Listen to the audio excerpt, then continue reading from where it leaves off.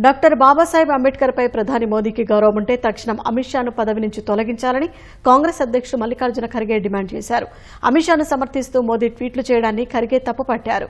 అమిత్ షా ఏం చెప్పారు? టీవీలో ప్రత్యక్ష ప్రసారం ద్వారా దేశం మొత్తం చూసిందన్నారు.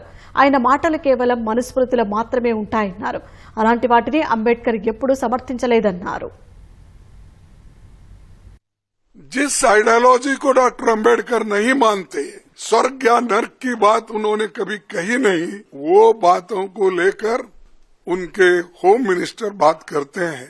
तो मोदी साहब उनको डिफेंड करने के लिए अब 6 ट्वीट उन्होंने किया। क्या जरूरत थी? अगर आप बाबा साहब के बारे में अगर कोई गलत बोलता है, उसको अपने कैबिनेट से निकाल देना चाहिए था। ये नहीं चलेगा। लेकिन दोनों बड़े गहरे दोस्त हैं, एक दूसरे के पाप को सपोर्ट करते हैं।